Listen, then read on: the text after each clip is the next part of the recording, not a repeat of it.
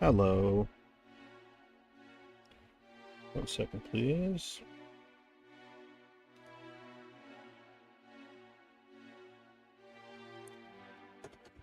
All right.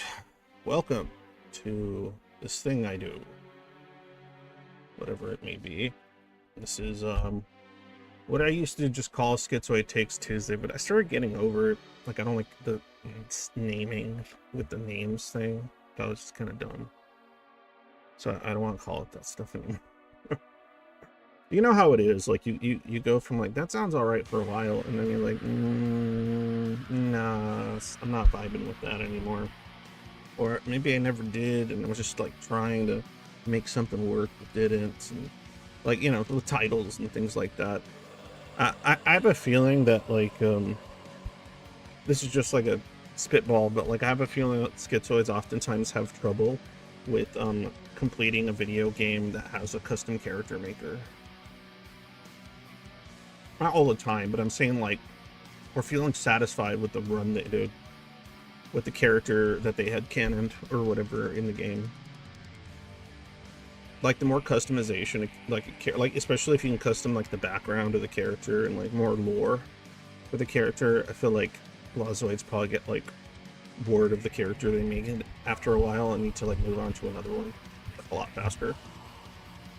I don't know, it's just a thought. I've always had that issue. I've heard a couple Zoids talk about that kind of stuff. They just like make it and then they play the game with that character for like, you know, a good while, and then they realize like, wow, it would have been better if I had this other headcanon and this other character for these levels that I now know exist. And so then they restart it with like a new character, and they spend, you know, like an hour or two or longer hours making a custom character. So I don't know how common that is, but it's just something that popped into my head. It's always been an experience of mine. I got a lot better at it though. Like now I'm just like, yo, I don't have enough time for this. So like I'll take my time, spend like 2 hours or so, 3 hours making the character. And then I'm like, okay, this is the character. This is what I'm doing. This is how I'm playing the game. And then I'll like play it through. Um, yeah. And then if like, say I wanted to try something else, then I do. But it would took me a long time to do that. I can't even make a character. Coming up with a name is hard enough. Not hard. I mean, names can be. Names are tough. Names are tough. I can't tell you how many times. Much rather pick from a roster of pre-made characters. Hey, to each their own. Probably a lot less stressful. In some regards, I love custom characters. It's just like I said. Like, it's about like disciplining myself to not want to restart the game again because I came up with another idea for a cool custom character in the world that I'm now like more familiar with because I played the game longer or something. And I end up just jettisoning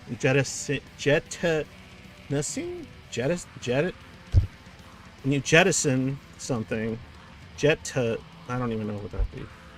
Anyway, I would jettison like, you know, like 50, 60 hours of playing a game. And be like, time to start over. Because I didn't like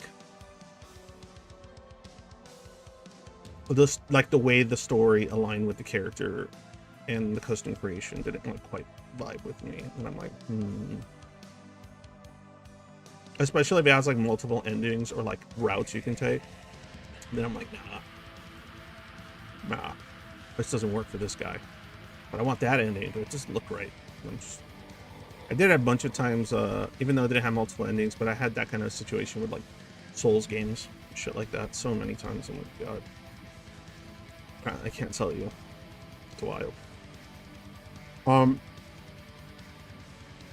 Anyway, so today I'm going to talk about some Zoid shit. I'm going to try to talk more and more about that kind of stuff. But when I divert into other directions, I tend to be doing a kind of a disservice to the whole point of it. But, I mean, it doesn't hurt to play around in other places. I don't... Is my music too loud, by the way? Should I turn that down? I feel like it might be. I'm fine, but... before I get started on my thoughts on a certain Zoidy matter.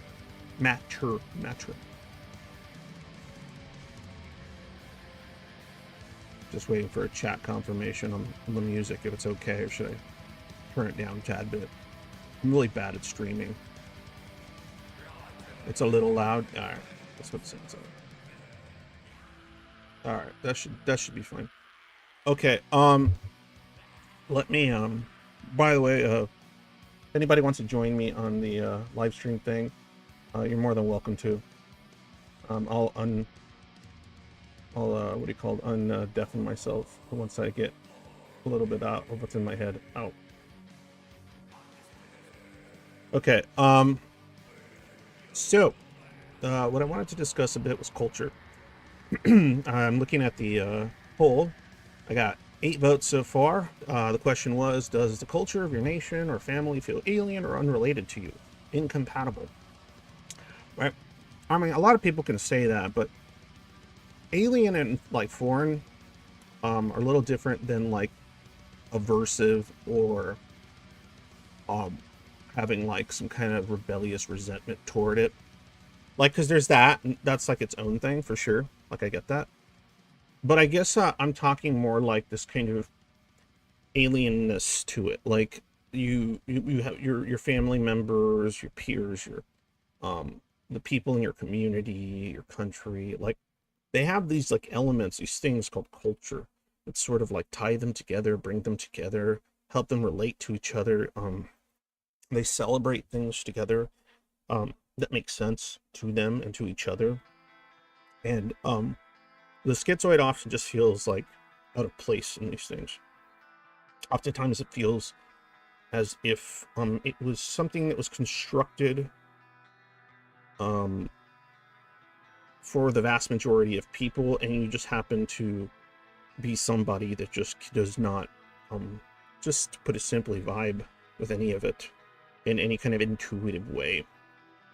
You perhaps watch other people of your own culture do all kinds of things and kind of study it. People watch, question it, think past it.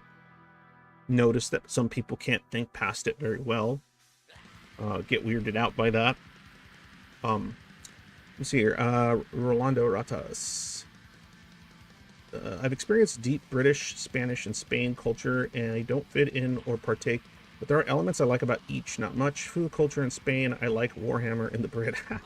yeah. I mean, I'm not saying like that's what I mean. It's not a complete aversion to the culture you grew up in. It's just like, oh, this is cool and that's cool, but I don't understand why like I have to like make that my whole deal or like a big portion of what I am. I don't connect to it. I feel like schizoids often have the same situation with like the religion they grew up in. A lot of schizoids that I've talked to that are spiritual, they tend to have like found their own path. Like they kind of strayed away from whatever religious denomination they grew up under. Hold on, my little ones. Jeez.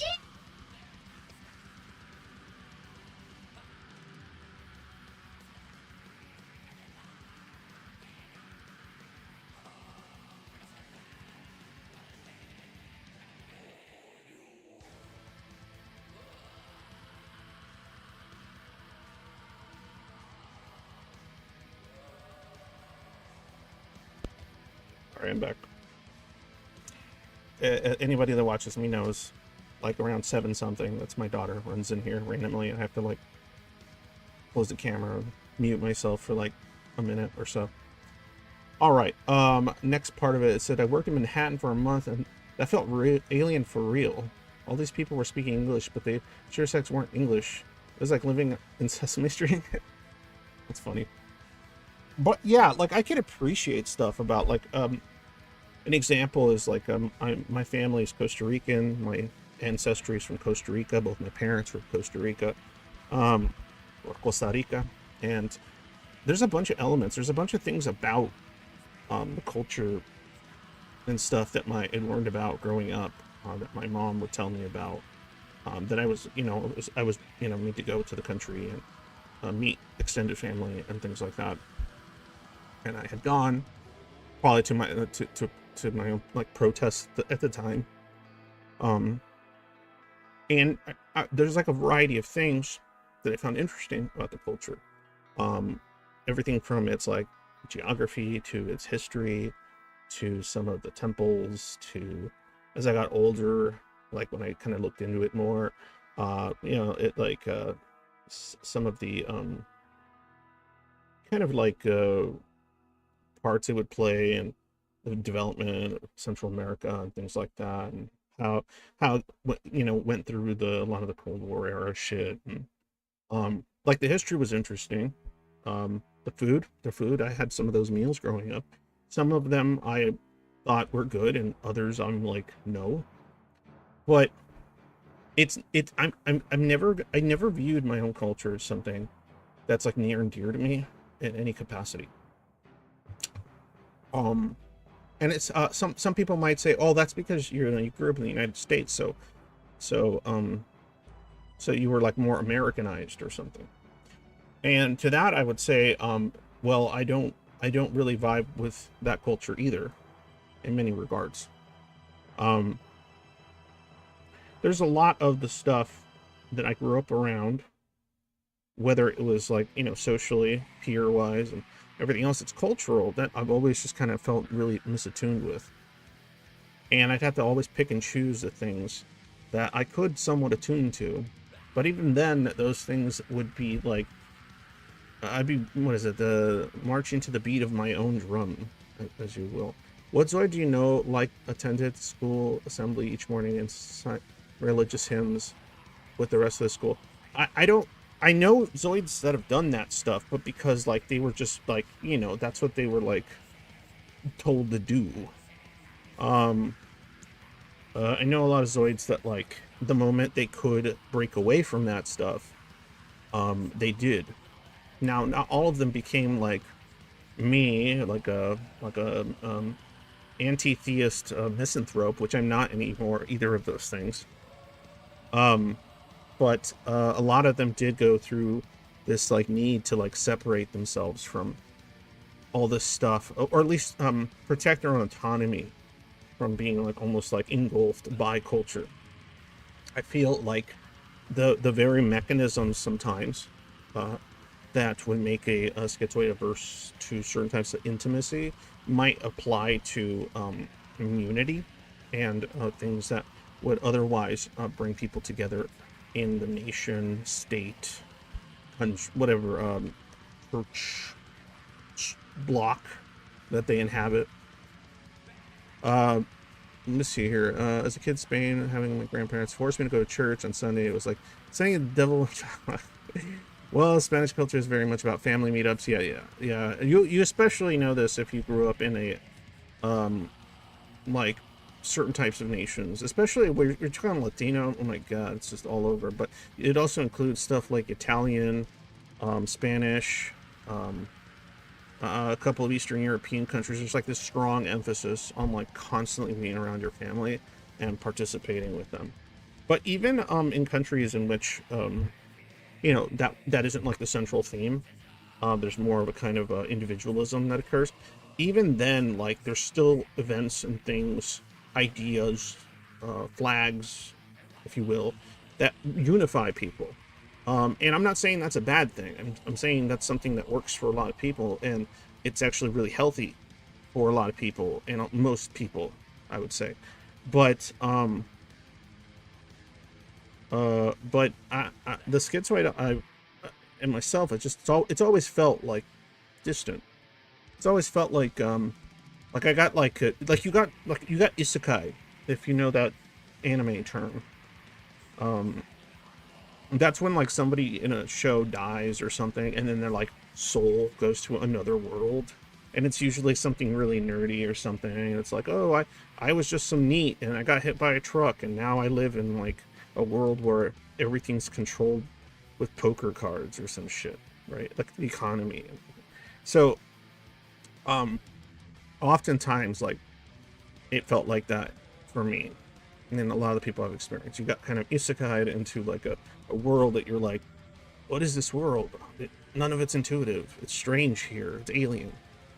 And a lot of what culture tends to be part of the reason a lot of schizoids may feel that way.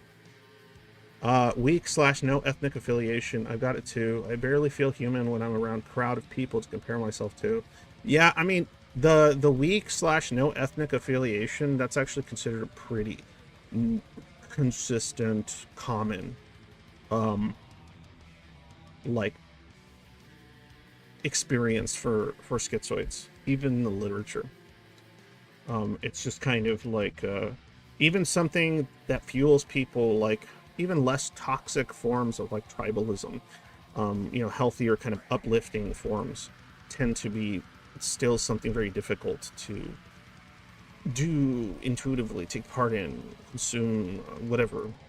And it's not for lack of trying either, because I'm sure, um, especially in younger years, there was like a strong attempt at trying to integrate to some degree and trying to figure out like, well, how come I can do that? I should like this, I think, right? That's the rules, right? That's how this works, I think. And then like earlier in life, you might be trying to like figure out how to make yourself do what they do for the reasons they do it. And then ultimately it kind of putters out, fails, and turns into whatever it does as you start hitting your teens, especially. When I walk around the streets of any village, town, or city, I feel like Travis Bickle in the movie Taxi Driver, driving around his cab like a spaceship with very aliens outside. Groups, crowds make me feel alienated more than most things. Persons become a part of the people hive mind. That's interesting. Yeah, I think that's part of it. Like it feels like there's some kind of network that the average person around you in your culture is like tapped into, that you're like not a part of. You're not a part of that network. You're running some other network with like, and you're the only person on it. And like I said, it's weird because I've also noticed that a lot of schizoids tend to have more, not ethnic, but cultural interest and affiliation almost to things that aren't of their own upbringing, right? Like pieces of things, pieces. It's not even like, oh, I completely affiliate and connect to like this nation's thing because I'm interested in this nation. This is how. No, it's more like, oh, this thing and that thing and this thing's neat. Oh, and then they start kind of piecing their own like monoculture in their head of something. I think part of the reason is that sort of disconnect. I don't think it's central to specifically their own surrounding community, nation, and them just like being so averse to that they need to like latch on to something outside of that. I'm pretty sure that like if a Zoid grew up in one country, then went to another country and lived there for a few years, they would probably still have the same issue, like integrating into the culture in a way that like they feel like they're a part of it, no matter where they go in the world. They might prefer the contents of different cultures, the traits that come with them, the atmosphere, the ambiance, the aesthetic of it all, but they won't really like meld into it in some organic fashion. And I know a lot of this has to do with the neurodivergence aspects that I often talk about when it comes to people that have schizoid personality disorder. But I think it's a combination of all those elements.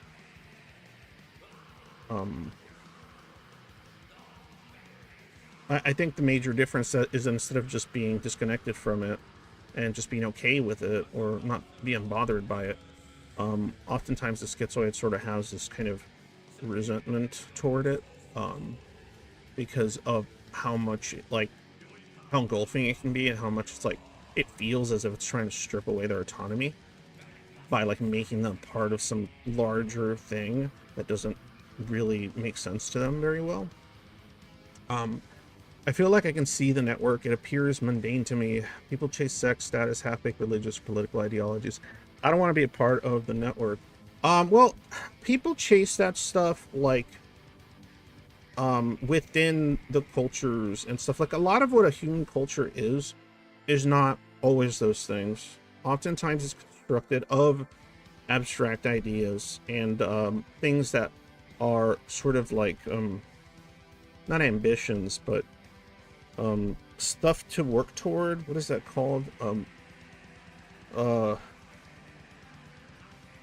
like not goals, but like when something is there to make you go, oh, I should attain that, or I should get to that level. Inspire, I guess. To emulate, I don't know. um so oftentimes what culture is constructed around, like, actually the most, like, some of the most wholesome ideas about humankind. That's what's interesting. Like, not always and always, but a lot of the stuff in it is really wholesome. It's just not really practiced that well, oftentimes, or there tends to be a lot of hypocrisy because of other concerns that kind of supersede these kind of more abstract concerns that culture. No, not achievements. It's like inspiration. It's like a goal that you're probably never gonna attain, but like it's something. It keeps you going up. Um.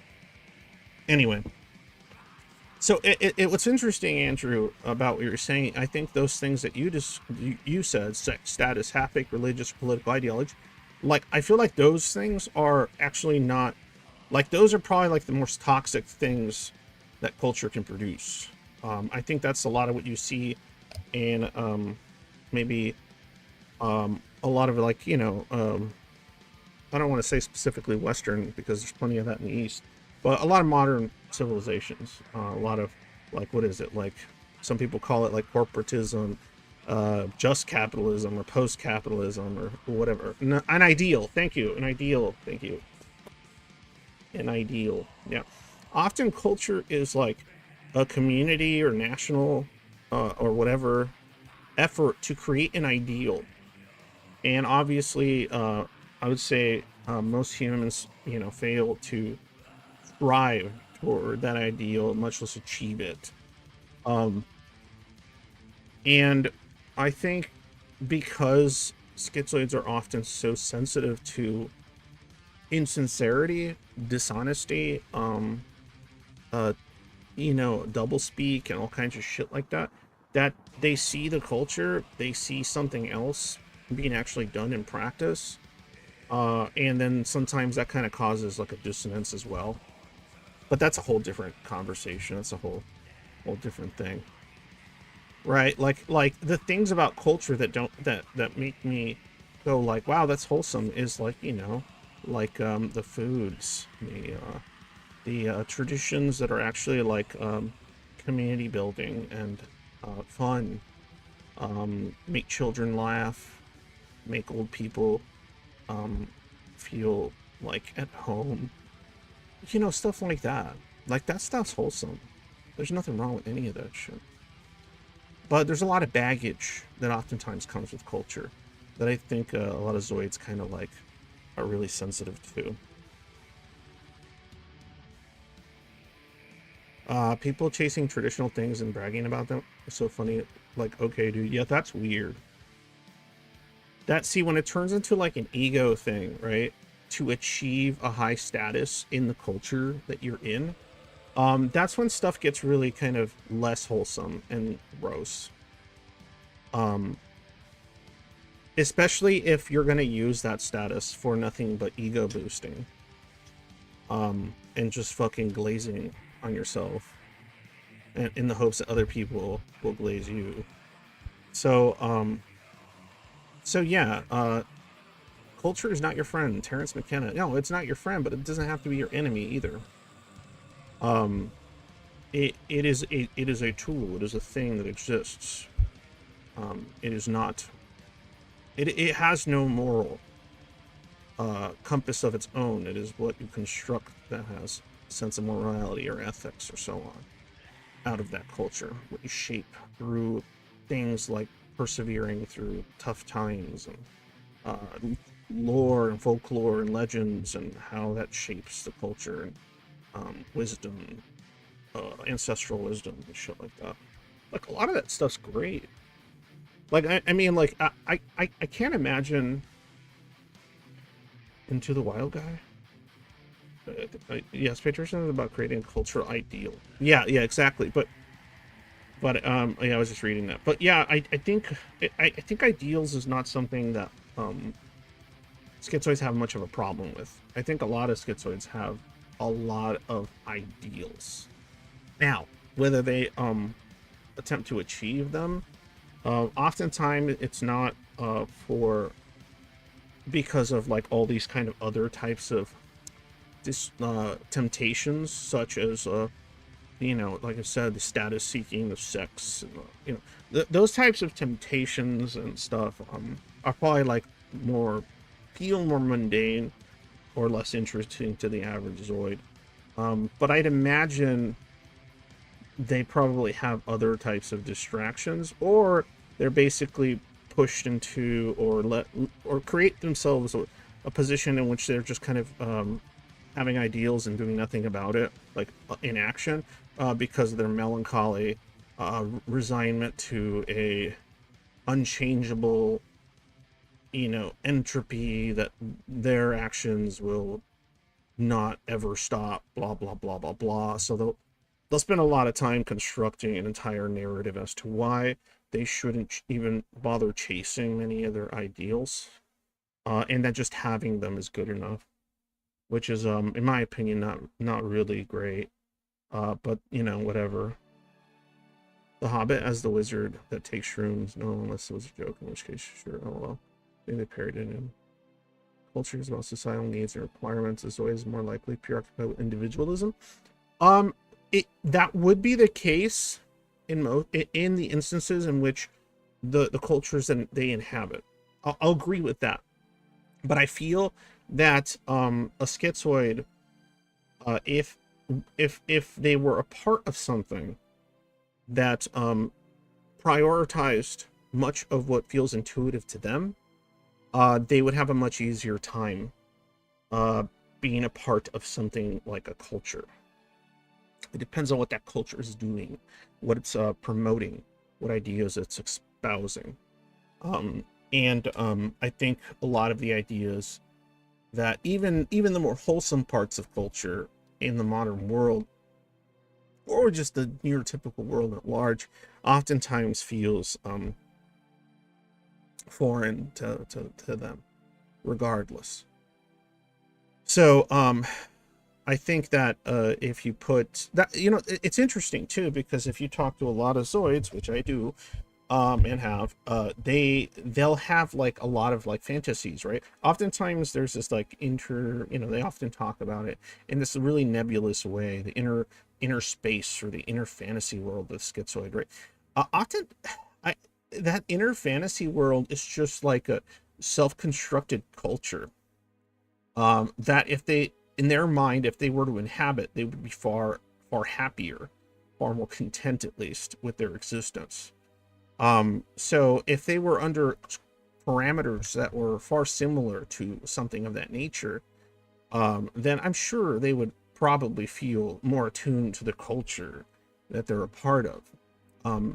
And I think among Zoids, you can find a lot of people that probably would have similar ideas and priorities about like what sort of system of merit or what have you would make sense to them, and a consensus maybe could be reached that would breed a culture that is like focused on some kind of like autonomy related, like autonomy being in the top three, but also like cognitive empathy type things being also included as like a priority. I find it all very interesting. But yeah. So as much as like a Zoid would oftentimes have negative connotations or negative things to say about the culture they either inhabit or surrounds them in varying ways, they probably wouldn't have that much of a negative opinion if they inhabited a culture that fell in line more closer to their idiosyncratic ideals, their, odd beliefs, as they're often referred to as. Also, if you look at the statistics in the corporate world, I bet there are nozoids who are company team players and have reached the dizzy heights of CEO of the big 100 companies. I would put money on that as being true. Yes, I would put money on that as being true, unless they're like doing it in like the most cynical way possible, just to get enough money to like buy an island and get away from everyone or something. But that would require a level of just perseverance and just sheer tenacity that I think that it would be difficult for any human being to achieve, considering that like the rewards that are being provided short and mid-term are so shit for that person. So that would require a very interesting, very stubborn individual. Because that would sound like just hell. Essentially, you'd have to be able to be okay with being in a living hell scape for a very extended period of time, like most of your life, which I doubt. I would say most Zoids would probably choose a different choice than live through such a hellscape for decades. So I'd agree there. I'd agree there. Do I feel you? I don't even run on the same file system, homie. Yes. um. Anyway, let me see if I can just go ahead and undeafen myself. I got Saintist, I got Shadowfall in here with me. Welcome, guys. I don't know if you guys are both down to talk or what's going on, or if you even have thoughts on any of this. I mean, no, nothing normal to say for sure. Nothing normal Normal to say? thoughts. Well, what does that mean? Well, since when do I want normal thoughts? Since when is that what I'm looking for? What are your abnormal thoughts? I don't know what you mean by that. I mean, the only thing that comes to mind concerning this kind of topic isn't the general disconnect I have with culture and specifically. Mm-hmm. It's more to do with a disconnect from something I'm going to like. To me, it feels like a disconnect from the concept of inheritance, and you can Okay. extend that. Okay. That can be as something as simple as familial Uh inheritance, huh. or you can extend that to literally the fact that I'm human and what I inherit from the fact that I am human, the history of humanity and all Yeah. that. And I think just that concept alone, in all of its various uh, Intricacies. scales, well, it's like because the small scale, the large Yeah. scale, Yeah. the entire scale, right? Mm-hmm.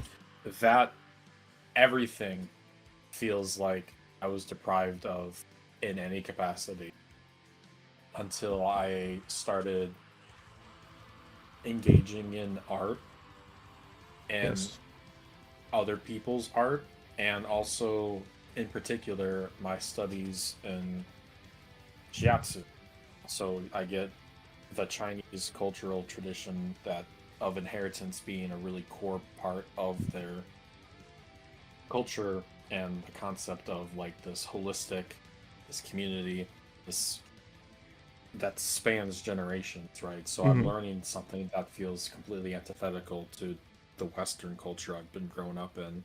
Do you feel like it's more interesting, or is it something you feel you could incorporate more, or more intuitive, or incorporate into your sense of self in a way that somebody would say, oh, I really connect to this culture of ideas? I mean, I don't connect to any particular culture. I connect to, Okay. at best, the abstract Mm. human nature. Yeah. Okay. No, I get that. 100%.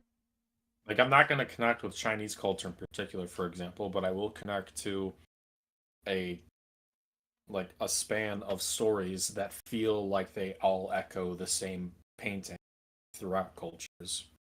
a painting that you find to be um um wonderful to look at, appreciate, take part in, paint, replicate, so on, or It's like how different cultures will have very similar stories. Mhm. The most famous ones being stories like what are those Disney stories based off of? Like Grimm fairy tales or Oh well, I something? mean that'd be more European, but folklore. Are you talking about But like folklore, like kind of yeah, but folkloric that folk tales, like but like still themes and ideas that like repeat? you could see those ideas and themes still were Yeah, echoed yeah, throughout all over. the Yeah, globe, right? yeah. In almost Even one to one disparate way, countries developed similar right? legends and stories. Yeah.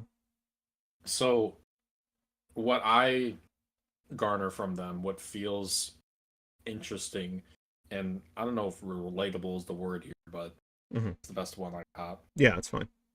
It's the combination of what all of them mean to like what it means to be human, like why humans want to tell the story. That's what I find connection to more than anything else.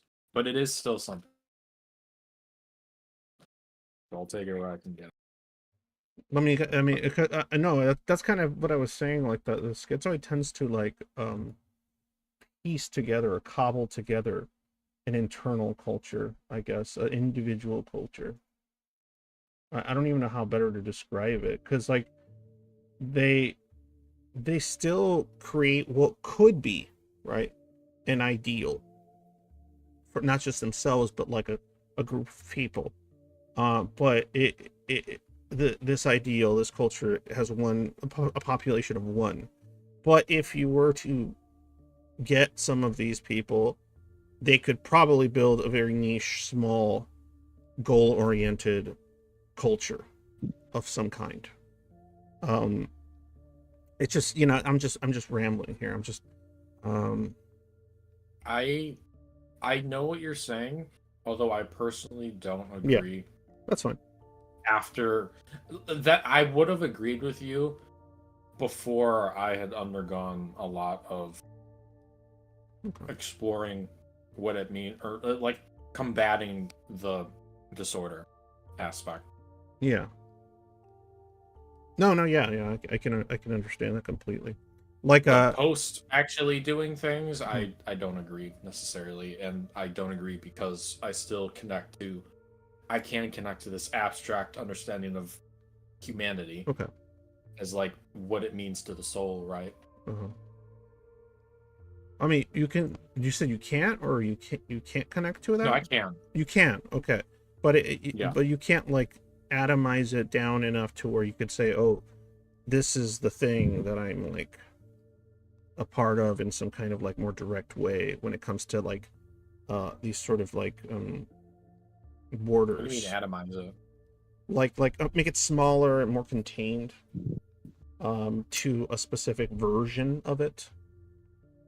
Um No, because it's it's just so abstract. yeah, it's okay. You're right. It's not defined by there is no physical definition to it. It's all abstract. Yeah, like for example, a lot of people when it comes to spirituality or religion or whatever, and schizoids have done this themselves as well.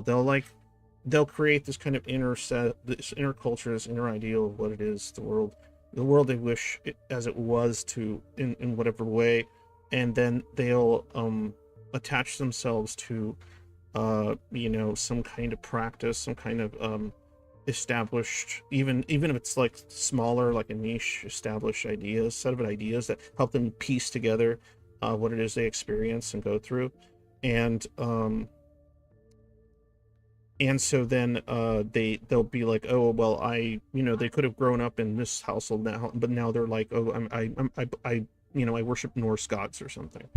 And I they mean, grew we up live in in the era of the internet. I yeah. was, not only was I, or not only did I have the lack of inheritance from my own dysfunctional family and their dysfunctional family before them, right? Hmm. Generational trauma runs throughout my family.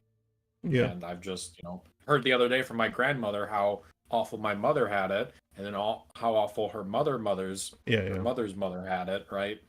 So yeah, yeah. that's a whole That's a piece that I didn't know, but feels like it echoes many of the people I've talked with amongst the server in here, right? So Hmm. it's still same trauma, but it's like this is the trauma that's also shaped me in particular somehow, some way down the line. Well, the trauma itself and the difficulties also help shape that kind of internal ideal. Well, it Um, shaped my mother's mother, who shaped my mother, who shaped me, right? but I think I would argue because of the um, some of those barriers of intuitiveness between you and your family. You know, you being autistic and your family members not really kind of living a life in which they have accepted or worked that into themselves and such, and also the I mean, disconnect. they've changed recently, so that's still not really holding true. Like, Changed how? the more I, well, because just recently when Mhm, I talked to my grandmother about this, and she was telling me about my mother's story, mhm, she was also talking to me about my late grandfather, mhm. husband, and she was saying the more I talk to you, Shadow, the more you sound like your grandfather, Mm. but also the more he sounds like you, Oh, that's right? interesting. That's the real kicker right there. Yeah, no, that And is I fascinating. have cousins that definitely struggle with this, and as I'm talking to her about, like, yeah, I can easily tell some of the things they do and why they do it, and it's not for the same reasons that some of the other family members would be like, hey, that's weird, why are they doing it like that? Yeah, yeah. She hears me point blank because her husband was much the same cloth, Much of the but same. she didn't understand that until she started talking with me about it, but she does understand it now. Oh, you started kind of like what, like educating her on like autism type stuff and everything, Not educating her, but updating her, well, you I know, mean, yes and no. I felt like I could patch talk to her. update. I felt like she had the capacity to listen. So I just, Hell yeah. as I would talk to anybody about my passion for psychology, right? And Mm. she listened, and I see that it's actually having an effect on her, and she has an effect on the other members in her our family, right? She talks with my mother all the time, so I see it's having an effect on my mother Is it? in a Isn't way it? that I couldn't. Isn't it funny? Because like it's not amusing. It's so interesting that you managed to find a way to communicate these things with your grandmother, who is someone I'm guessing is far more, at least in her older age, far more open minded or willing to experiment. But it also took her connecting the stuff you were saying to her relationship with your grandfather. Now, when those Yeah, two that's what things really clicked, right? did for her. Still, yeah, those two things clicked. That then became something that like lit up an emotional capacitor in her, then made her want to communicate this stuff to other family members. And because she is like grandma, um, and you know, I don't know what how I'm not saying every type of family has reverence for their older folks. They definitely don't, but there is some kind of um, respect or something like that that might like if said by them She's might. incredibly well liked and cared for by her family. Yeah, She's exactly. definitely So in if that position she's for us. saying like, oh, I was talking to Shadow and he told me this stuff, and I, you know what, I gotta say, like, you know, Grandpa was like this, and I kind of understanding And what I he's and saying, I and I blah blah see it in blah. the other cousins, and I Oh, I see see it in how them. You know, the other cousin's mom is also taken in the yeah, therapists yeah. because she understands it herself in some capacity, even if she's Mhm. still not all there, but she's still more there than others. Yeah, exactly. And so then, but then, like, that's look at all it took, right? That you couldn't, no matter how well you presented your argument, your ideas, no matter what you did, to directly communicate it to other family members, including your parents, nothing was clicking until grandma was saying it. It's like this kind of social validation that needs to exist for a lot of people, not everyone, but I would say a good chunk of the majority of people need mom, dad, a family member that is respected and cared for to agree and say it, to make them question their kind of already set ideas and notions about the Well, world. It's so I mean, weird. to that extent, it's like as I was just talking about generational family trauma Yeah. being undone by some of the people that were entangled with it, right? My grandmother talking to my mother is one of the most like influential relationships, if Hmm. not the most influential relationship a child can ever have, Hmm. right? So when Yeah. you have someone that grew up from this traumatic childhood Hmm.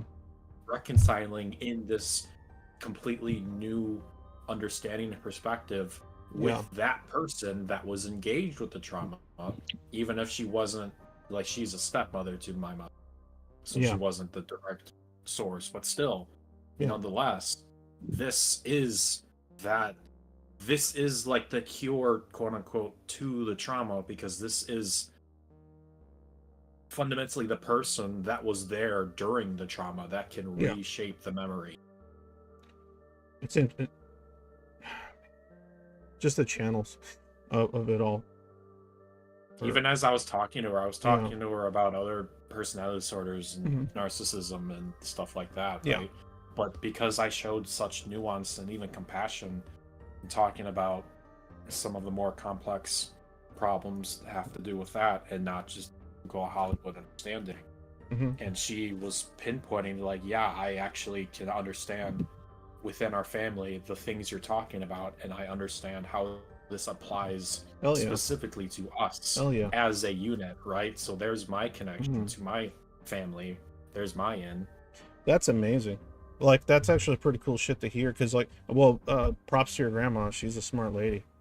I think what also did it was one of the things I was talking about with her that was probably the most powerful was something to the degree of, and I say this belief all the time, it's something I believe in really strongly. It's leading by example, hmm. because you don't, like, if you stand on your own Hmm. with your beliefs Yeah. and your actions, then people will just naturally come to follow and listen, Yeah. Monkey see, even if monkey it do type takes them shit. Yeah. time. Yeah, even if it takes them time, even if it takes them 20, 30, 50 years, right? Hmm. Eventually, and here's the powerful statement I said to her, eventually they come around. So there's a lot of people in our family that have cut contact and cut ties, but in her old age she's seen them, she's seen the truth in my words. And not only has she seen the truth in my words, but she's like, that's exactly what my mother told me when I was struggling with your mother, and that's what helped me raise her better. So that was a real interesting dynamic to hear it from me as well. Yeah. I want to split off really quick here because Faxa made a pretty good comment. I want to like answer. And Active, what in the hell are you talking about? Men are to make their own way. Women, oh, Jesus Christ, silly, silly, silly stuff. Anyway, so the question that Faxon put in here: could giving in to being a part of a shared culture be a threat to your own autonomy? Because are you not then giving away your power to an external thing that you define yourself by to some extent? No, absolutely. That's why for a lot of Zoids, it's not just alien, but it's also like antithetical or something kind of aversive for them. Not necessarily have a Is it even hatred for something it. possible? Can they even do Yeah, that? I Because don't know. I don't know if, but okay, I want to say this because before I forget, um, I think part of the point of recovering, like schizoid, and it takes a long time, but schizoid types of recovery from like a lot of the negative symptoms or issues that come with it, is trying to figure out how to come to terms with the idea that autonomy, maybe nothing should be your main priority, but that autonomy just as a singular priority does not work.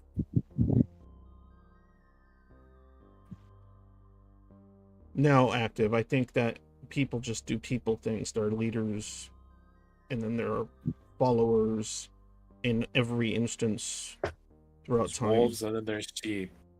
Anyway, so whatever. But coming to terms with the idea that yes, autonomy is probably always going to be your like top three, right? Let's just say your top three, right? But you can't make your top three one thing. Autonomy can't be all three of your top three.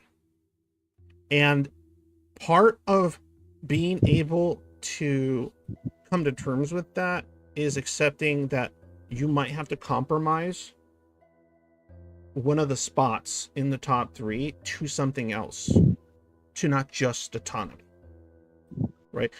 Because yes, there are various things in this world that can be interesting, rewarding, fulfilling, whatever word you want to call it, in like fun, I don't know, whatever, that require a person to accept that they don't have complete control and autonomy over everything in their life, including things that that they should be doing in order to achieve more than just autonomy alone exclusively, right? There are like You're using autonomy in oh yeah, fucking, in a I don't weird know, way. I Yeah, yeah. entirely agree with. Protection. Yeah, no, I know. I get what you're saying. I know what you're gonna say already.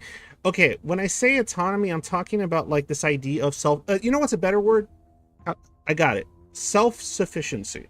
There we go. Okay, I thought you were Self-sufficiency. using it that way. Yeah, I was using it that way. I apologize. I meant self-sufficiency.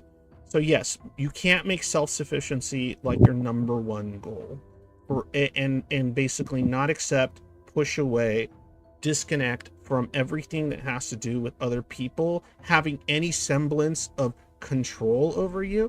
One version of control that a lot of schizoids don't like, but is honestly not as like horrific as they might make it out to be, are things like certain types of obligations, responsibilities that they have for other human beings that they link to their life, right? I think part of the issue is that most of the time, the human beings that are linked to their life are not human beings they chose themselves to continue being linked to or wanting to be linked to, right? But oftentimes, there's a blurring of that when you actually can or do find someone you could link to that would, you would, if you could figure it out, you would be willing to give up some of that self-sufficiency, some of that like I don't need other people because other people are just strings attached and all these elements that I don't want to deal with. You have to find people that you're willing to deal with those elements with, because they don't feel completely unrewarding, right? And that's part of the problem. It's being able to, well, part of the issue is being able to construct something in which you're willing to go, these obligations, these strings that I'm attaching them to myself because these are strings that I want to be attached to. And it requires accepting that you don't have control over every aspect of how a relationship works with another person. You just don't. Like, there have to be compromises. And If you've ever played Darkest Dungeon, you know exactly what this yeah, is. yeah, exactly. And then you have to find where those compromises are actually like a better risk reward trade-off. And it's possible, but unfortunately for the schizoid, they often just saw a bunch of risk and not much reward was out there in the world. So it was really hard to want to have any strings attached to you, and they only would take up obligations, responsibilities that essentially they were forced to, because to be alive, to make money, to be left alone by family members that sometimes they depend on for like material reasons, and other stuff, and other avoiding hardships and nonsense and conflict. All strings, the strings attached to relationships are not all non-consensual. Some of those strings can be circumvented. My favorite ability to do that Yeah, no, they is can't. by Yeah. well, they can be circumvented by I care about the belief Mhm. of like I have this moral belief that can only be achieved through other people. No, yeah. So it's like I'm doing it for myself, but I'm also technically by nature of my belief doing it for other people as well. Yeah, I mean, you kind of are, because like you're still attaching strings to yourself. Yeah, but But they're like that's like a chosen baby's like strings. training wheel step. Yeah, yeah. forming No, for sure, better for sure. strings. I mean, there's Not better steps. strings, but There's like strings. I make it sound like, oh, just do it. No, fuck no. That shit's it's like an arduous process. It's an arduous but doable process. It's not an impossible feat. It is not Sisyphean. It is doable. It feels as if it is, especially when you first start working on it, but it really isn't, especially with the internet. It makes it a lot easier, in my opinion, in a variety of ways. One includes the Zoid Void. So go ahead and join the Zoid Void. I have a Discord server. That's what it's called. Join it. Check it out. If you think you're a Zoid, go through the application process. Me and the mods go through it. We thoroughly think about it. Usually, you know, have sometimes a little convo, and then we make decisions. And we don't take it lightly. We don't just go like, who cares? Let them in. No, we don't take it lightly. See here, speak of trying. Yeah.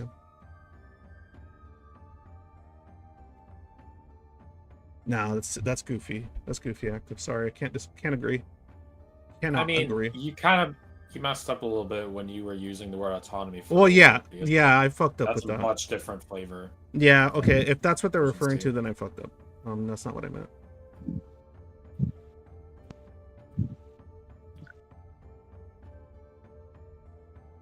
No, I didn't interpret it as misogyny. I interpreted it as it sounding really narrow for my tastes.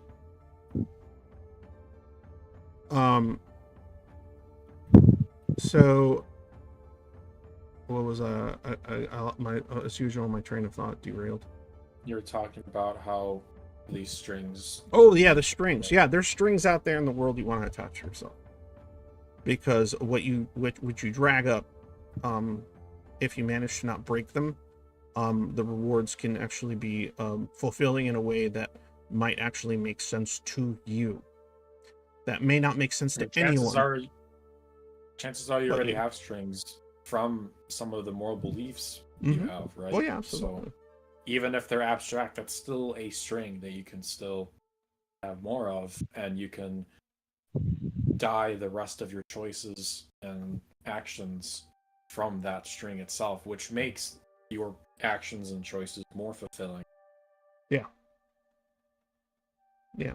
Like here like and honestly, like in some cases I know of Zoids that it doesn't always have to be humans, right? In the sense that like there are non-humanoids that they've attached emotional obligations and strings to. I mean, even if you own a pet, right? Your pet is something that you're willing to take time out of your day to take care of, to cherish, if you're a good owner or whatever. Time out of your day is hardly a price at all for time out of your day is hardly a price at all for schizoids. Well, I mean, it's different though, because there's obligations that you have to continue feeding them. You need to take care of them. You need to bathe them. You can't like decide. You can't like you shouldn't, and you can't just ghost your cat or your dog, right? Because by introducing them into your home, you are now their caregiver. And so regardless of how bad your anhedonia or depression or anxiety or whatever the fuck it is that day, this is a set of strings that you consensually attach to, because you know there's a reward there, right, for both of you. It's like almost like a it sounds gross like this, but it almost sounds like one of those kind of, what do they call, symbiotic parasitic relationships, in a weird way. Because like, you know, the dog is happy because the dog gets food, the dog gets warmth, the dog gets comfort, the dog gets to feel safe, and in return, dog also gets connection. Yeah, connection, right? They get yeah, of course. It's their version, their dog version of connection, that, you know, our brains don't understand. We don't understand theirs. Still different, right? Sometimes human beings tend to like anthropomorphize like the connection that a dog has with a human, because it's not quite the same, obviously. But yeah, transactional relationship. See, that's what's weird. It's not really. It is transactional, but it's predicated on like a mutual intimacy, and care A for one another. transactional relationship is only that way. Hold on, how do I want to word this? I understand why this would Yeah, same. seem like a transactional relationship, Mhm.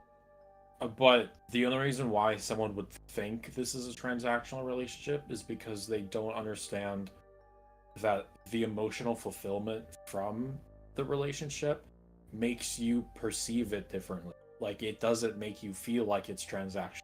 It makes it feel authentic, right? That emotional feeling. It Well, completely changes your understanding. yeah, and if you get a little wacky, you can call every connection and any interaction transaction. Like, so it But just that's gets, just intellectualization, yeah, and yeah, but that's that's what why it gets ends up goofy. being. It just gets goofy because, like, yes, like, is it I guess it's a transactional relationship that I have with the people in the cars that decide not to run me over or something, like, because, they don't go to jail and I don't this and blah, blah, I mean, blah. I bet if anyone ever said you have a transactional relationship with your family, you just say they're outright wrong. Yeah. Well, I mean, for the average person, they would say, no, that's wrong. Usually when somebody is talking about a transactional relationship, it more refers to like resources, material resources, or emotional resources that are more, um, a pet is not a transactional if somebody can argue it is. I don't agree, but you can absolutely argue a pet is a transactional relationship. Do you think your pet's, like, if you want to be cynical, like, you think your pet's gonna give a shit about you if you stop feeding it or you mistreat it, like, or you just like leave it out in the cold all the time? Like, it's just gonna fucking, it's eventually just gonna fear you. Um, No, I'm saying, Andrew, that someone of the schizoid condition will commonly like perceive yeah, this I'm not saying as you're saying a it, Andrew. relationship. Like, this is definitely a phenomenon that, Shadow didn't say due that. I to said the that. lack of. Hmm? No, I was talking about active. You're saying no, Shadow, a pet is not a trans. No, that's not what Shadow said. I was saying that. But go ahead. Yeah, I'm agreeing with you, active. Anyway, I'm saying that because of the schizoids' lack of experiences with emotional fulfillment, Mm-hmm. they only have the words transactional Relationship. Yep. relationship to understand any relationship. You know that thing, active, that you can have with a pet that you're saying is not transactional? You can have that with another human being. Well, yeah, of course simping's transactional. You're giving a bunch of money to somebody or things and getting absolutely very little in return. If anything, yes, I guess simping is a transactional, like literally transactional, like economically transactional in many cases. I don't know, if you want to get into that, simping feels more like you're chasing after an emotion that doesn't give you fulfillment, but it only feels like addiction. It might give you What's like it? a semblance or a illusion of fulfillment of some kind. You feel like No, well, I mean, maybe, illusion, sure, but yeah, it's not it's one of those things for where shitting real. fulfillment feels different Mm-hmm. than, like, what you would get from simping Mm-hmm. would only, Let's not talk like, about simping, please. But go ahead, finish. okay, but I mean, I was gonna say there's a difference between emotional, like, pleasure, I guess, Mm-hmm. and emotional fulfillment, because there's, I don't know, I'm thinking of like sins, right? Like, Yeah, in like the people same feel way. good when they like. Some people feel good when they enforce their power onto another human being and shit like that. They feel good about it, arousal, not just But that's not sexual, but fulfillment. that's not. Yeah, that's not. But That's like that's like feeding a black hole within you yeah, that it's like only gets hedonistic bigger the more shit. you feed it. Yeah, hedonistic shit. It's fucking silly. That is not fulfillment at No, all, my friend. zero. But point is, one of the things I think is important to say, active, is that thing, that reaction you have to like a pet is not a transactional relationship. That is also possible with other human beings. That is something that is absolutely possible, and it still requires there doesn't have to be a complete negative connotation to the idea of compromise. Like if you live in the same household and you both take the turns washing the dishes, but you hate washing the dishes more than the other person, and say the other person likes washing the dishes, but obviously they don't want to be the only one that washes the dishes, and you hate washing the dishes. So like, you know what I mean, is like you're you're accepting like there'll be something else they hate more than you hate that you'll exchange, or you'll be like, you know what, I'll do this and you'll do that. And it is like there are compromises that are occurring. I don't know what you mean by there, like no compromise is good. I'm trying to figure that one out. I will never have an affinity for a human being like I do my pets or any animal for that matter. That's cool. I mean, that's fine. If I don't care, you don't have to. I'm just saying, like, some people wish they could, to some degree, if it didn't mean all the things that it normally means. But yeah, you do you. Even if something like a relationship, however platonic, romantic, familial, etc., like not demands, but there's obligations to it that are attached, like washing the dishes. Like, say you hate washing the dishes, yeah, but being in that relationship means that you should wash the dishes.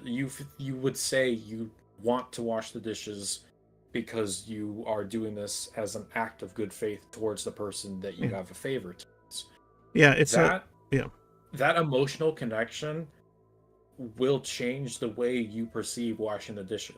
Because washing the dishes because you're alone and you have to, and you hate them, okay.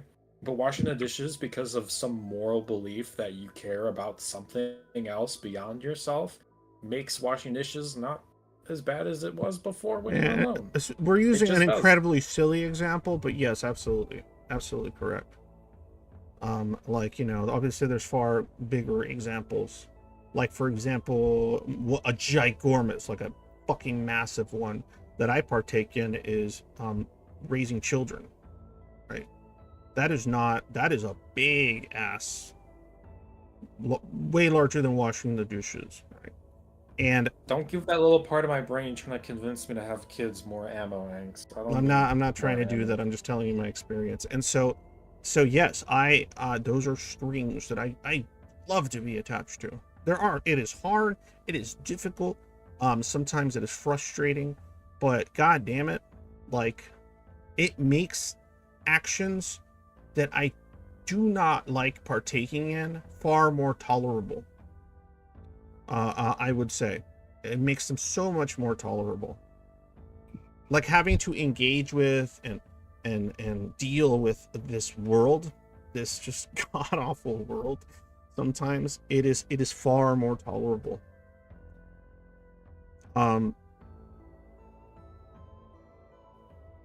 So I mean, one of the easiest examples, like literally the nature of my studies and my profession, the physical touch, right? Mm-hmm. Physical touch by people that either you don't know or, God forbid, you hate, mm-hmm. feels awful. Just straight up, it feels awful. But it's the same thing. It's the same sensation, but by someone that you actually have favor towards, someone you actually care for in any way you care for them, whether that's for them or for the belief that they are manifesting through or manifesting in, whatever, how you want to put it. It changes the way you perceive that sensation, even though it's the same sensation. I want to do two things really fast. Thing number one, speaking of accepting the reality of a lack of self-sufficiency, if you want to support my Patreon, no, but yeah, if you want to support me on Patreon, PayPal, if you like the conversations I've been having, the topics I'm discussing, very niche, whatever, and you want to help me because I'm broke, you know, when you send me like $5 or join my Patreon or whatever amounts, all that shit helps a lot, guys. Like, it fucking helps like a crazy amount. So I appreciate it, and continue. If you continue doing so already and you're doing it, thank you. And if you haven't, and you decide to, then thank you very much. Especially if you feel like the stuff we're discussing or the stuff I've said in the past has actually helped you. If you're like, if you want to make it let's make it a transactional relationship. How about that? Let's make it transactional. If that makes noise, establishing a parasocial relationship. No, but you better stop with that shit. But no, no transactional. No, because you were joking. You were joking earlier, like you were not joking, but where you were saying like that because Schizoid has like so many issues with intimacy and stuff, they almost see like all relationships as transactional. So like if you want to make I it hope your viewers sent for you, Link. yeah, I know. No, if God damn, that is the last thing I would ever want. But if you want to make, uh, no, this sounds terrible. They just give you money because they think you're hot. No, God, no. I regret everything I just said. No, take it all back. God damn, I was trying to be funny. That shit fucking failed. Okay. Anyway, thing number 2 I want to do is Saintist. I noticed you were unmuted, and I know you don't you sometimes have issues knowing when to like jump in or something. Did you have stuff to say or talk about or mention? Yeah, I had a couple things. Yeah, go for Because it. it's the Please. superego, like culture generates the superego, or is a large part of it. Mhm. And I think that's it doesn't develop in the schizoid the same way. Yeah, I mean that would make absolute sense considering that the cultures they're inhabiting aren't intuitive to begin with. Yeah. I mean, that does bring up the interesting question. Yeah, how much of like cultural inheritance is genetic inheritance too? Like you're susceptible to certain cultures because of your genetics.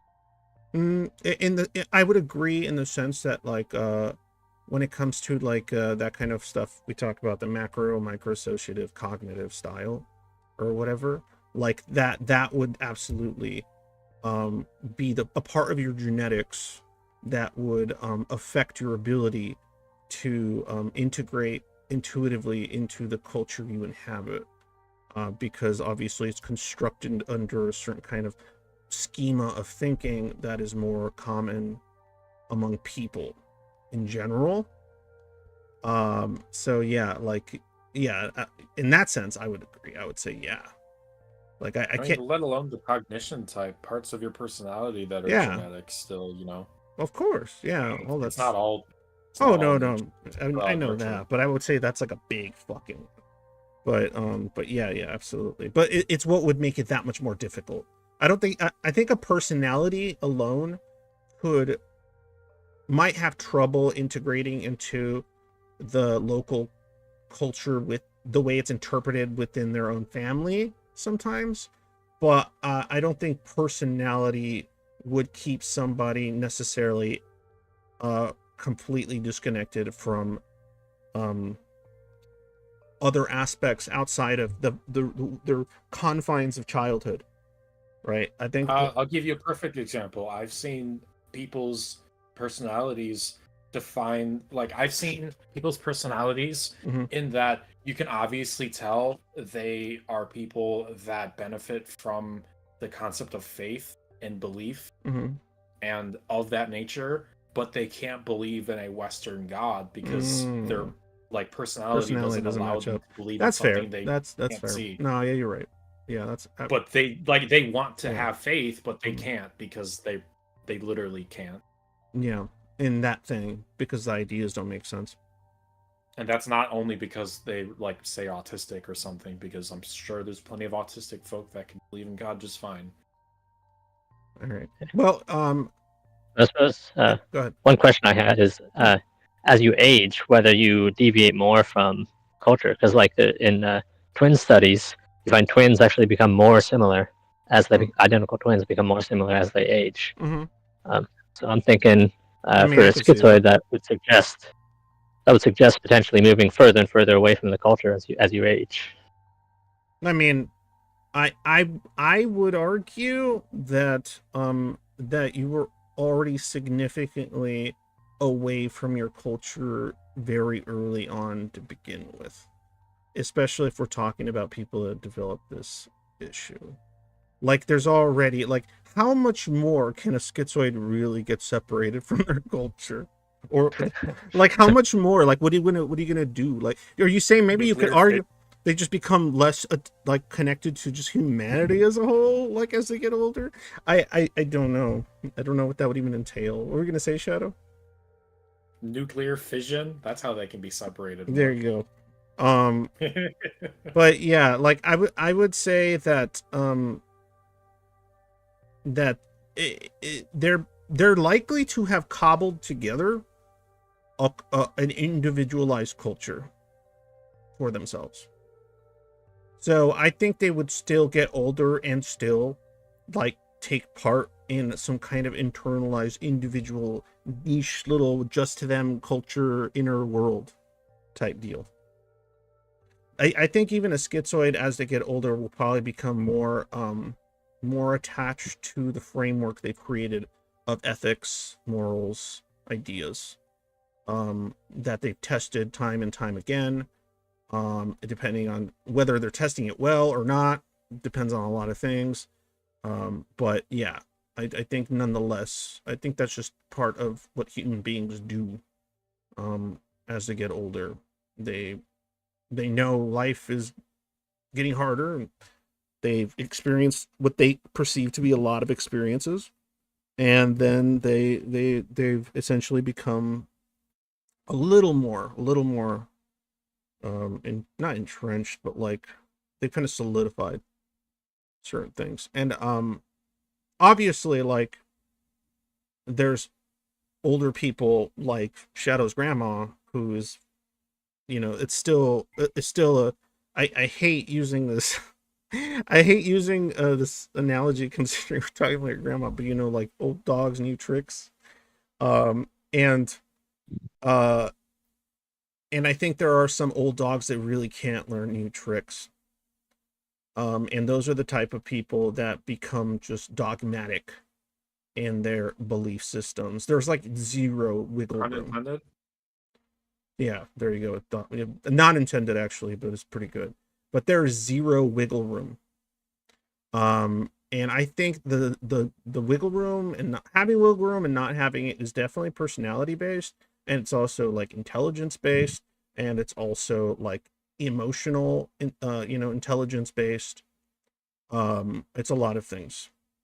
But yeah, somebody that's like just incredibly rigid early in life might become someone that is insanely or like unbearably rigid later in life, to the point where they might isolate themselves or become a pariah within their own family because of it, and actually believe they're still correct, still right about their system of choices that have created so many problems for various family members. It's pretty crazy. Anyway, guys, did you have any more questions, Scientist, or? No, not really. I had a couple other things to say, but nothing really that profound. Well, it doesn't have to be profound. Let's throw one more out. What you want to say?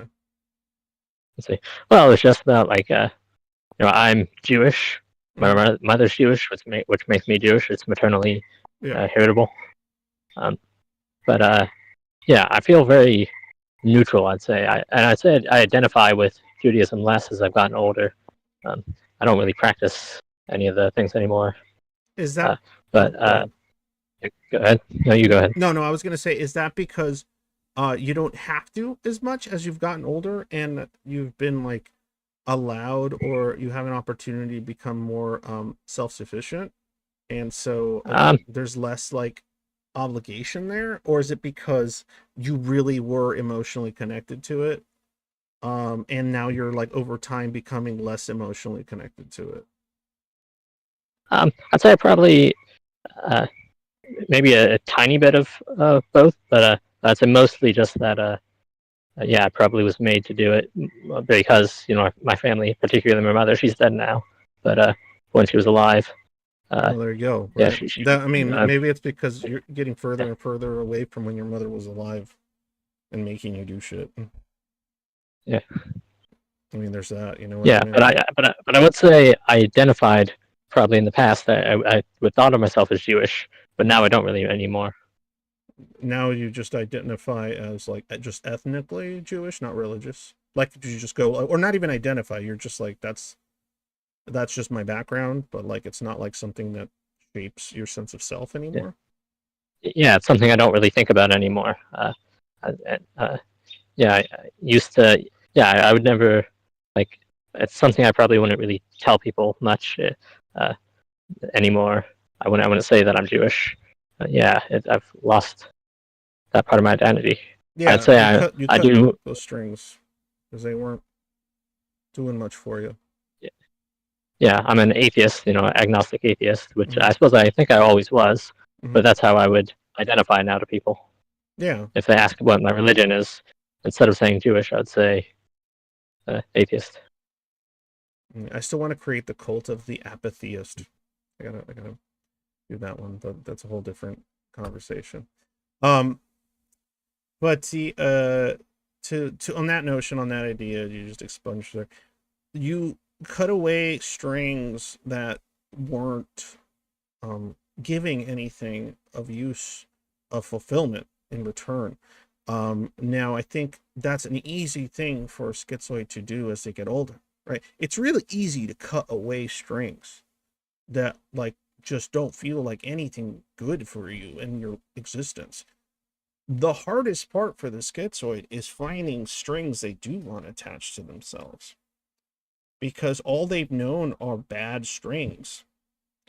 And it's really hard to even be able to define or differentiate what would even be good strings for them.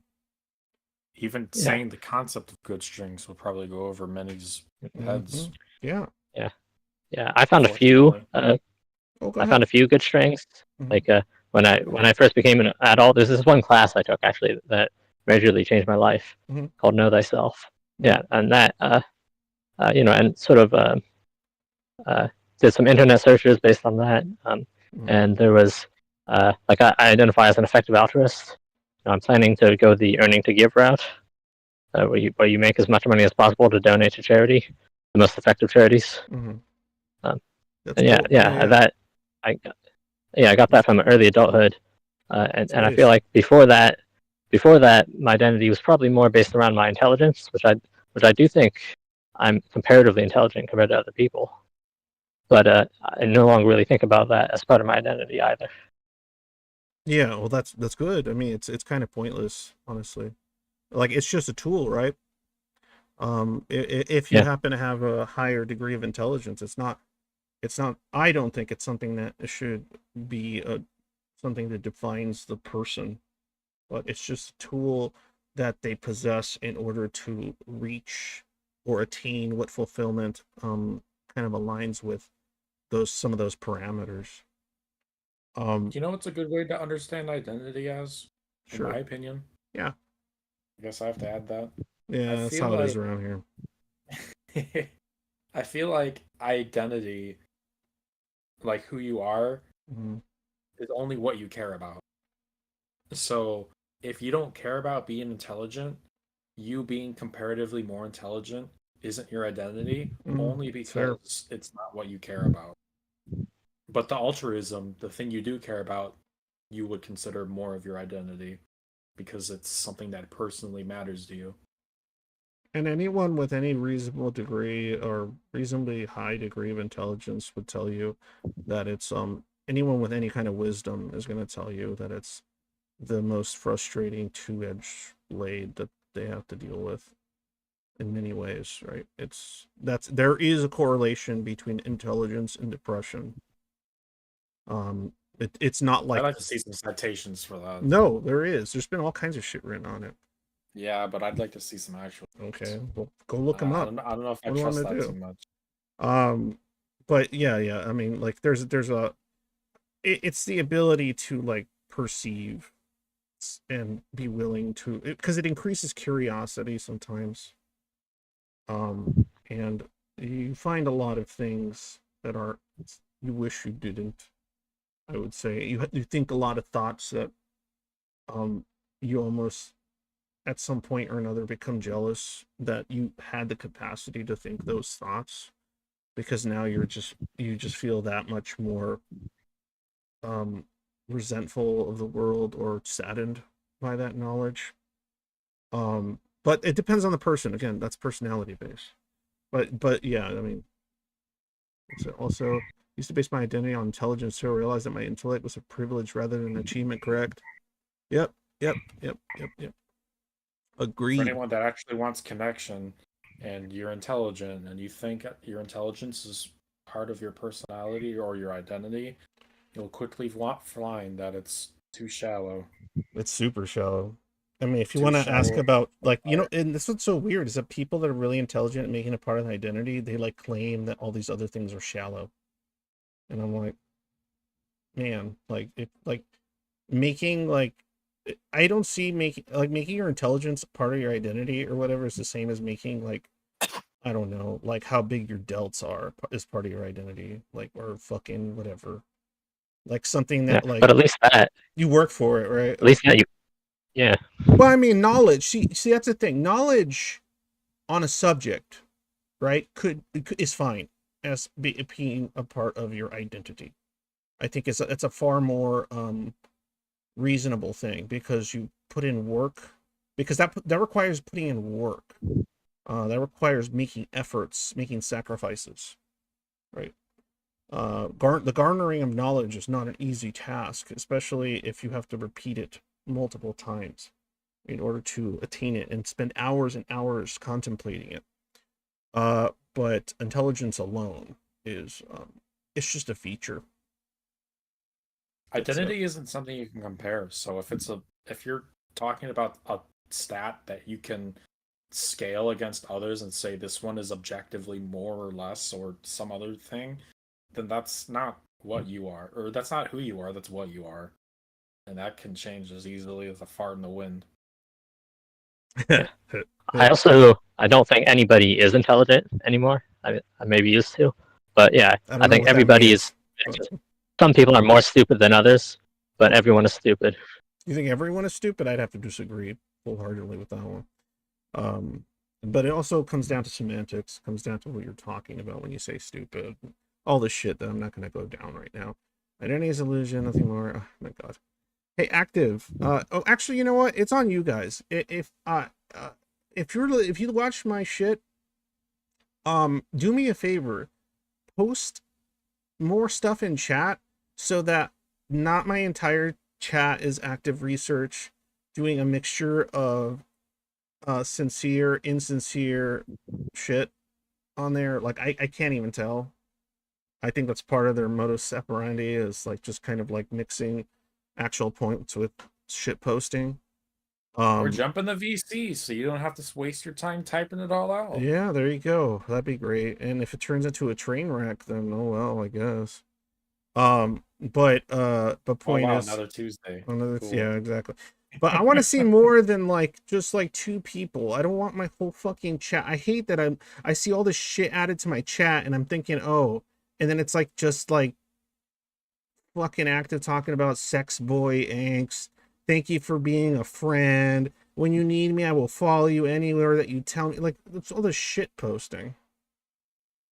I do what I want. Ban me. Yeah, I'm not gonna do it if you want it. If you're asking for it. Yeah, and I do what I want and say the eager to please. See, that's the thing. It's like we both doing what we want, right? You can do what you want, and if you do something that I think is bannable, I'll ban you, right? But right now, the stuff you're doing, all it makes me do is go, half the shit you say is fucking annoying, but that's my ability to say, do what I want, right? So we're both just doing whatever we want. Like, we're both doing whatever we want. You're just saying whatever shit you want to say is coming through your fucking head, and I'm gonna say that shit's fucking boring to read. Like, like, you know what I mean? Like, we're both doing whatever we want. Yeah, there we go. See? Anyway, but in any case, please participate more, guys. I want to see like a better mixture of intelligible things and non-intelligible things in my fucking chat. That would be great. Faxon's got one. Ooh, your intelligence can be a part of your identity because it determines how you deconstruct and construct stuff. It's a tool. It's a tool. I would agree with Faxon on this one because then you agree with everybody all the time, but go ahead. And also disagree. Because me, it sounds like I just disagreed with you by the very nature. I know, it's just so fucking funny. It's just so annoying. It's so funny. What I think Faxon is also implying that he's doing is that the reason why someone considers this tool a part of their identity is because they're not like they're leaning off of the tool and emphasizing what the tool allows them to do, right? So if Yeah. they didn't have this tool, they couldn't pursue something that they feel is something that is fundamentally part of their nature, right? Like someone being a researcher that feels fundamentally part of their nature, like wisdom, knowledge seeking, and gathering. If they weren't, if they didn't have the Intelligent. capacity to do that, that would be something that deprived them of what made them feel They fulfilled. get that's the thing. That sounds more like you're appreciating an RNG roll that went well.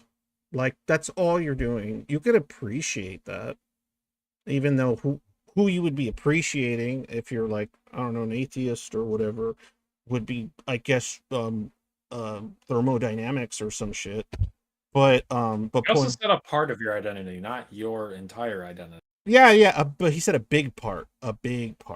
So Well, I'm thinking like I can show you a 20% big or part of more. my identity right now. Shut up. So 20% or more is when I hear a big part, I'm thinking like at least a quarter or close to a quarter. Oh, I No, like I'm that smaller song, by than the that. way, Active. That's a really good song. If you're talking about every step you take, every move you make. I forgot what it's called. Oh no, I don't like that song. No, never mind. I don't like that song. I was thinking of a different one.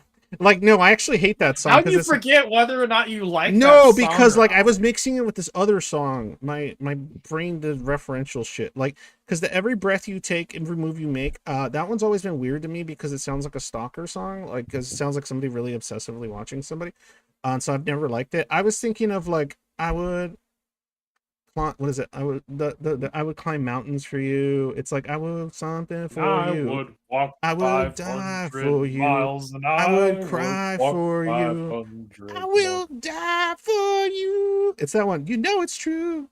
Everything I do it for you. Like that. That one. That one's cool. That's a Bryan Adams.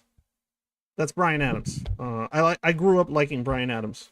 That is like probably one of the few things that like I accidentally picked up musically from my father was an interest in liking of Bryan Adams because I think his songs are incredibly soulful, and so I like them. In any case, yeah, well, Like any case? Anyone though? yeah. Hi, first time I got to your live stream. Usually I watch it in a VOD. Hey, Kitty-jama. Unfortunately, I'm about to end it, so that sucks. If So I had a nickel for every time I've seen this happen, yeah, that's happened quite a few times. I'd have So at least 2 nickels. yeah, at least. So Kitty-jama, I usually jump on 7 p.m. PST on Tuesdays and Saturdays, usually, unless something comes up. But join me then. The stream's basically you're gonna have to watch it as a VOD if you want to see all the bullshit I said. And if you or anybody else enjoys all this, please support me on Patreon, PayPal, or anywhere else, so that I can either use it to pay little dumb bills or use it to buy a 6-pack of beer, which helps me get through the day. No, I don't drink during the day. I'm kidding, but it helps you get through the night. All right, guys. Peace out, and thank you, Sanctus. Thank you, Shadow, for joining me. As usual, when day is dark, always remember, happy day.